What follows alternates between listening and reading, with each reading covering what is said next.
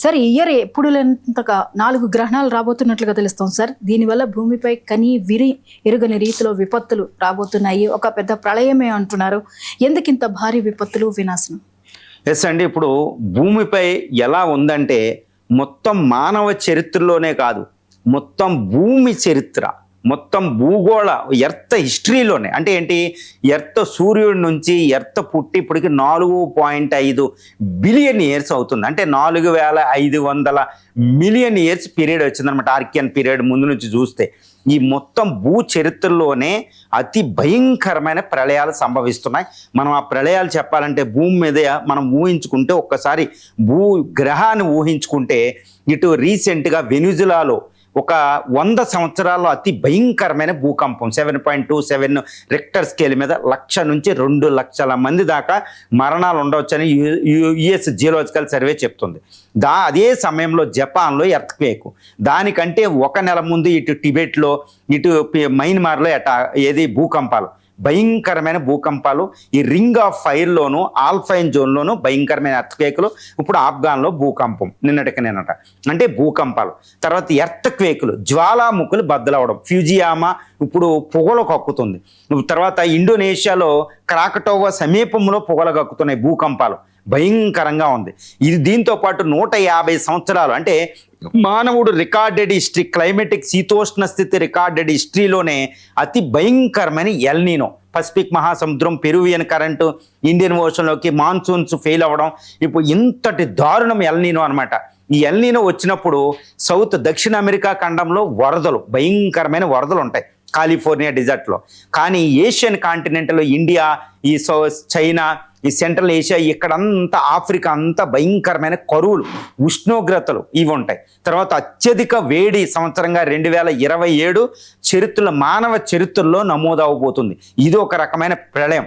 ఇదంతా ఉంటే United states of అమెరికాలో, మన అరుణాచల్ ప్రదేశ్లో భయంకరమైన వరదలు. ఒక పక్కన కరువు ఇండియాలో, సౌత్ ఇండియాలో, అరుణాచల్ ప్రదేశ్లో భయంకరమైన వరదలు అనమాట. అక్కడ చైనాలో వరదలు, అమెరికాలో వరదలు, ఓ పక్కన కాలిఫోర్నియా దగ్గర కార్చిచ్చులు, వైల్డ్ ఫైర్స్. చూడండి ఎన్ని రకాల 7-8 రకాల విపత్తులన్నీ భూమి మీద ఒకేసారి వస్తున్నాయి. ఇప్పుడు యూరోప్ బొగ్గుమంటుంది. అసలు యూరోప్లో శీతల ఖండంలో వేల మంది చనిపోవడం వస్తున్నాయి. ఏది వడగాల్పుల కంటే అతి ఎంత భయంకరంగా ఉందో చూసుకోవాలి. రిజర్వాయర్లు ఎండిపోయినాయి, భయంకరంగా ఉండబో ఈ సంవత్సరం ఇదొకటి.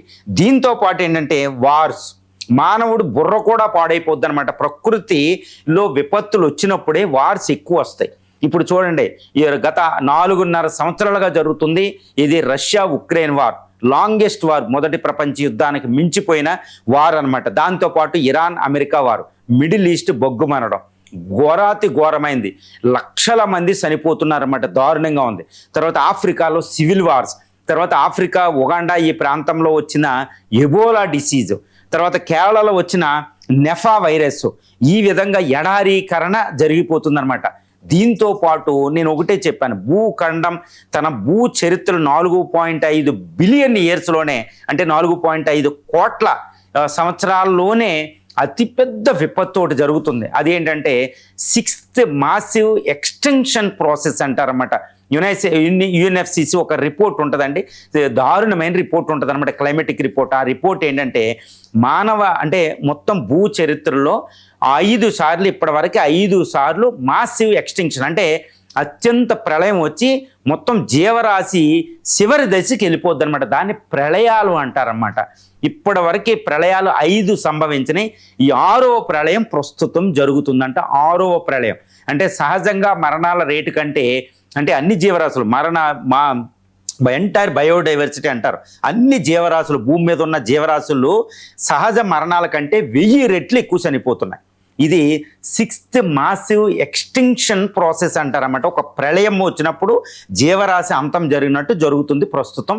ఈ 5 ఇంతవరకే జరిగినాయి ఏంటంటే ప్రకృతి పరంగా జరిగినాయి. ఇప్పుడు ప్రస్తుతం జరుగుతున్న 6వ ఈ ఎక్స్టింక్షన్ ప్రాసెస్ అనేది ఏంటంటే, ఈ ప్రళయం అనేది జీవరాశుల మరణాలు, బయోడైవర్సిటీ లాస్ అనేది మానవుడు ప్రమేయంతో జరుగుతుందన్నమాట. ఇది అత్యంత విచిత్రం.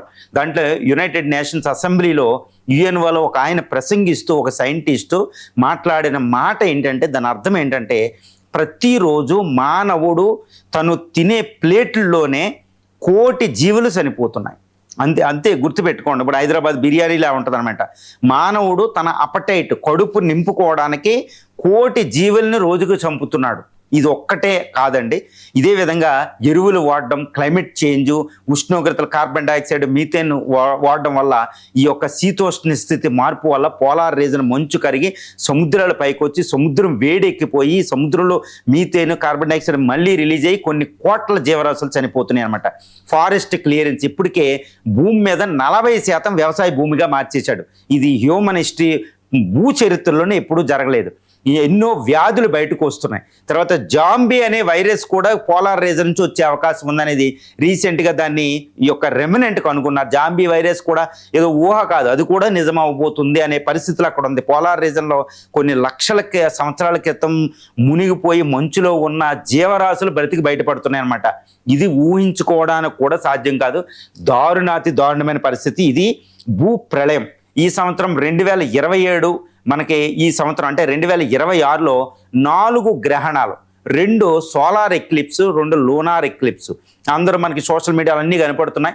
ఈ ఆగస్టు 12వ తారీఖున సంపూర్ణ సూర్యగ్రహణం వచ్చినప్పటికీ ఈ భూకంపాలు, భూ ప్రళయాలు ఎక్కువ వస్తాయి అని చెప్తారు. కానీ సైంటిఫికల్లీ ప్రూవ్ కాదు. కానీ దాని వెనకాల సైన్స్ ఉంది.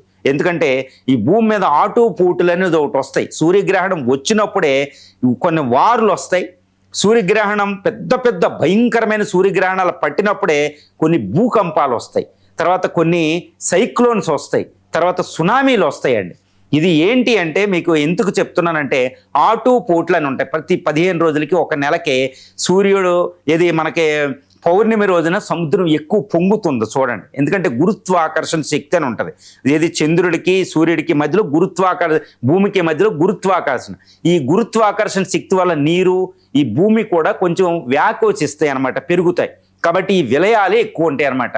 ఇప్పుడు ఈ ప్రస్తుతం వచ్చే భూకంపాలకి ఆగస్టు 12న వచ్చే యొక్క సంపూర్ణ సూర్యగ్రహణానికి మధ్య సంబంధం ఉంటుంది. ఆటుపోట్ల వల్ల గురుత్వాకర్షణ శక్తి అదనమాట. కాబట్టి ఇది సైంటిఫికల్లీ కూడా ఆ టైంలో ఎక్కువ వస్తాయి. సైంటిఫికల్లీ కూడా ఆ టైంలో వార్స్ కూడా ఎక్కువ వస్తాయి. ప్రకృతి విపత్తులు ఇప్పుడు చూడండి, నీటి కొరవ వచ్చింది. భారత్ పాకిస్తాన్ల మధ్య నీళ్లు సమస్య వచ్చింది, యుద్ధం దాకా వెళుతున్నాం. తర్వాత చైనా బ్రహ్మపుత్ర రివర్ ఆపేస్తుంది అక్కడ వాటర్ వాడుకోవడానికి, బీజింగ్ వరకే.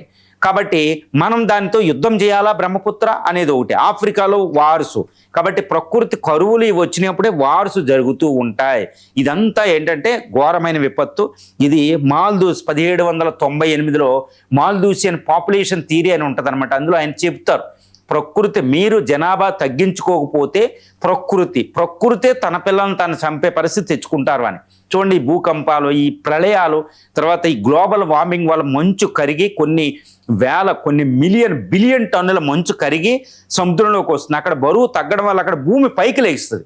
స్కాండినేవియన్ కంట్రీస్లో గత 100 సంవత్సరాల్లో కొన్ని 100 మీటర్ల భూమి పైకి లేచింది, అక్కడ మంచు కరిగి కిందకు వస్తుంది. కాబట్టి ఈ యొక్క బ్యాలెన్స్ దెబ్బతిని అక్కడ భూమి పైకి లేగడం వల్ల వేరే చోట తగ్గిద్ది.